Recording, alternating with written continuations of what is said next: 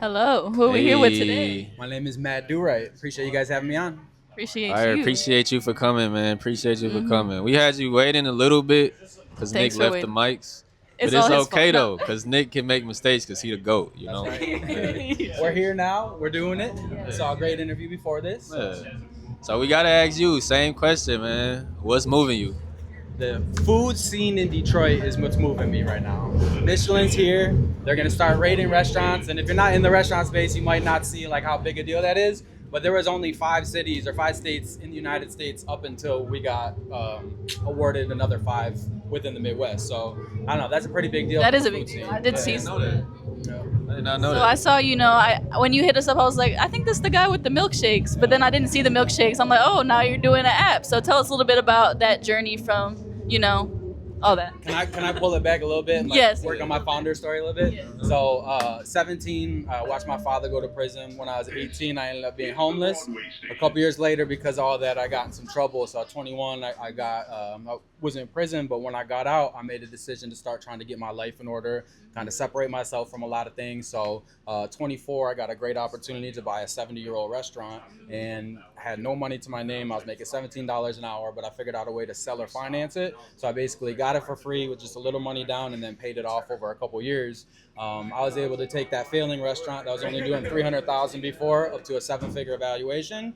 And I just looked at my life and I said, do I want to do this for another 60 years? I spent the 10 years in the restaurant space before trying to get out of the restaurant industry.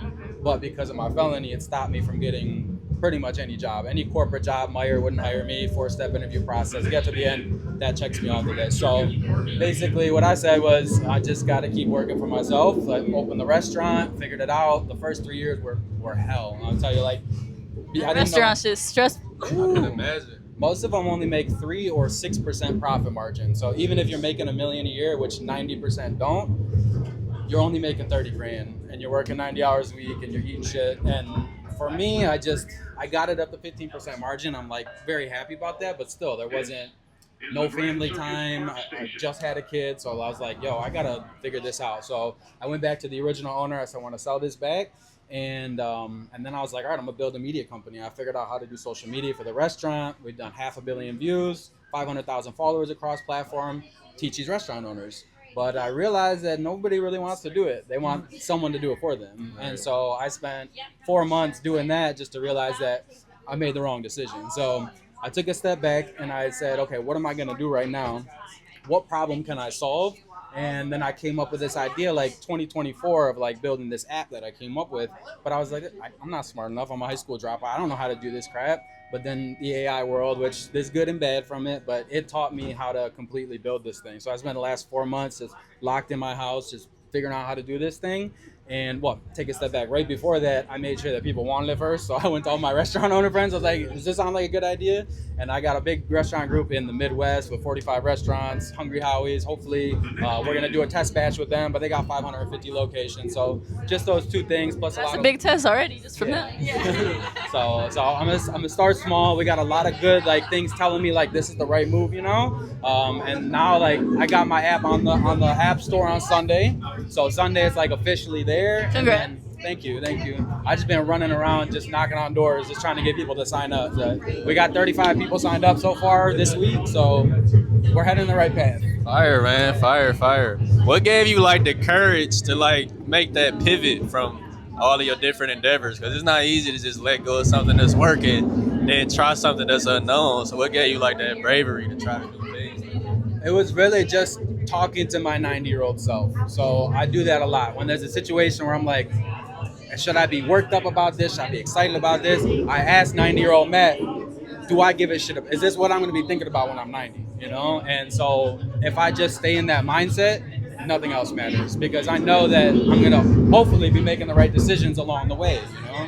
Yeah, so obviously, your restaurant was in Rochester. You're working on this app, but you did say the Detroit food scene is moving you. So why would you say Detroit inspires you? Yeah. So when I was still working in pizza, right before I bought my restaurant, I started coming down here because I just there was something about it. I didn't meet, but I saw Dan Gilbert doing his thing and buying up all these things and like making the city like not that it went anywhere. I know that everyone that was here like kept pushing through, but like it started bringing new people here a lot. So for them to see it and then start talking good about the city was awesome. But that brought me down here to start walking around. I was terrified to talk to people. It was 2018. I was like, I've like spent my whole life working at kitchens, whatever. So I started a podcast called Right Track Detroit, where I just went to business owners down here and tried to like share their story.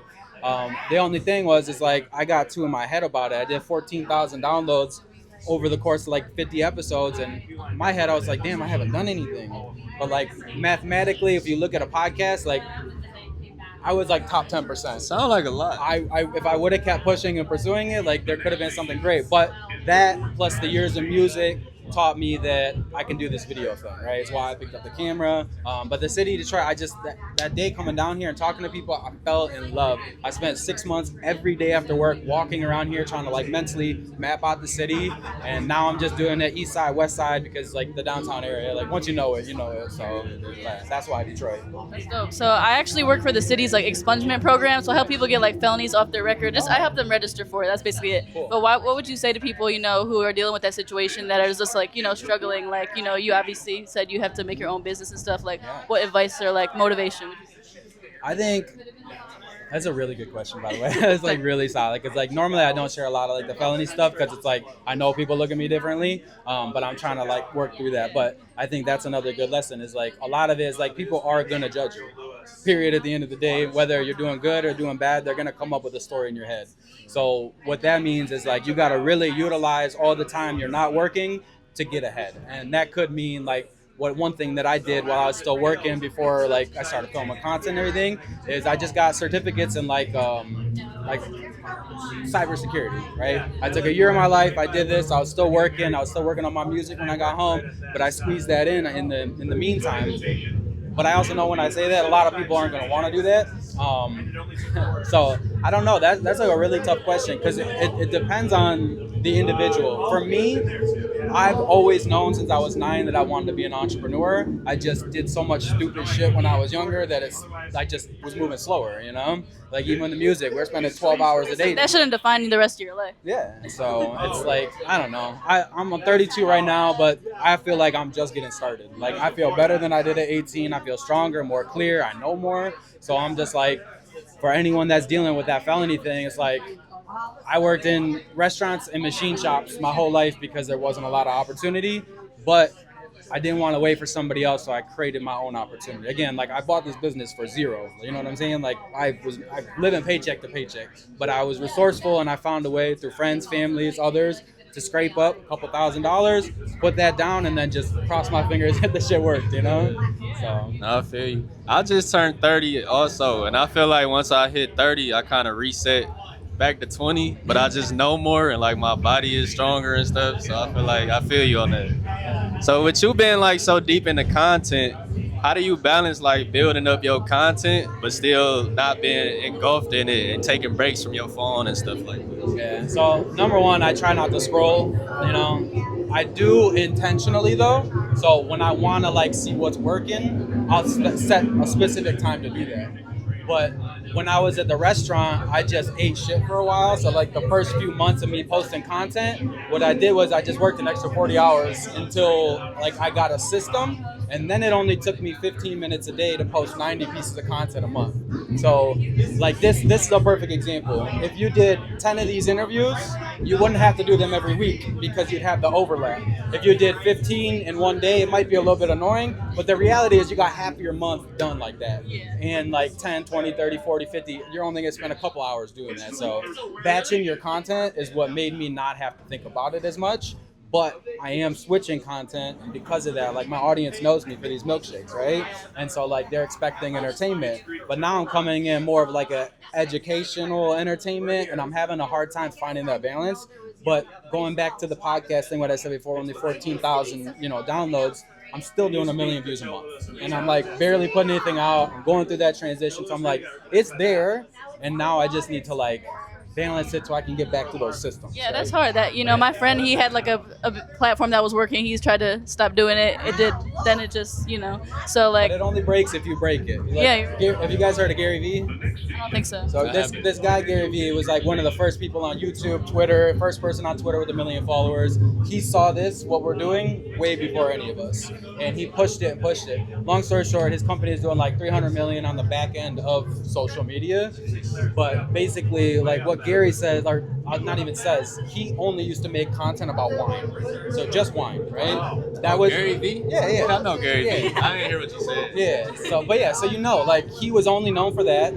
Nobody knows him for that anymore. Right? They know him for business content and other things. So my mindset is like, okay, it might be hard right now going through that, but if I just push as much shit out there, I'm gonna give people no choice but to see me. Yeah, you're I right. post on 8 platforms. I'm everywhere, and it might take another 6 months for me to get back in my flow. But like, You got it. all right, You got I'm it. gonna do this forever. You know what I'm saying? Right. And I mean, you talked about your app a little bit, but you didn't really tell us too much about what is in it. So tell us a little bit more about the app, Hire 86, right? Hire 86, exactly.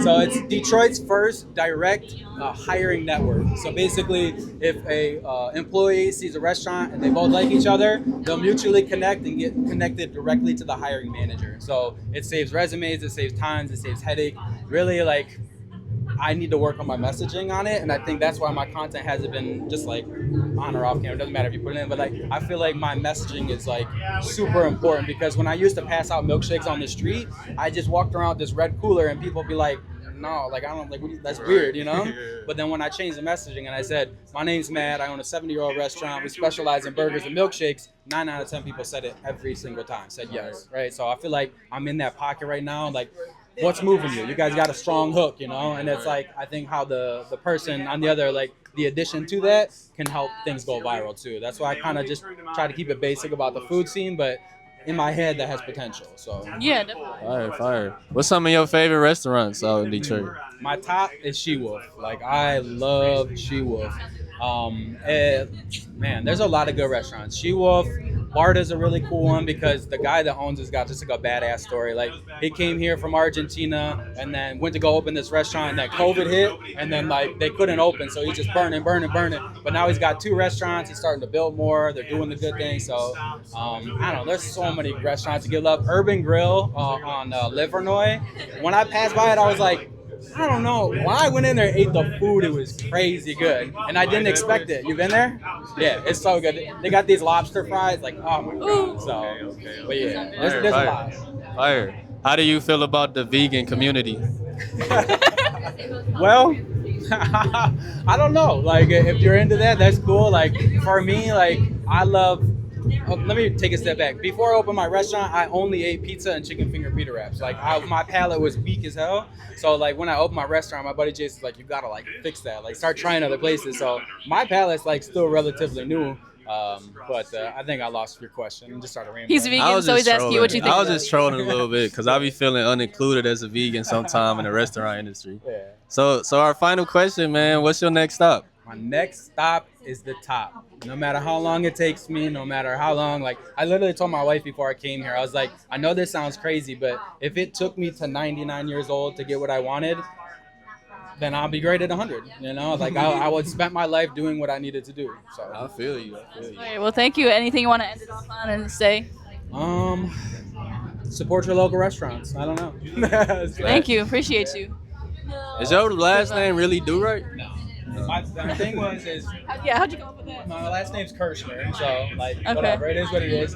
When I first opened Red Naps, I put my as Red Naps Rochester, so Okay. people will find me, easy SEO. And then I realized I was gonna sell this thing, so I gotta like find my personal brand. But when I went to get Matt Kirshner, it was taken on every platform. Like I thought it was like a unique name, but there's like 10 motherfuckers out there with the same name. So I was like, all right, what can I have that's me, but it's also like Mr. Beast or Gary Vee, like that's not their name, but that's what we know them as.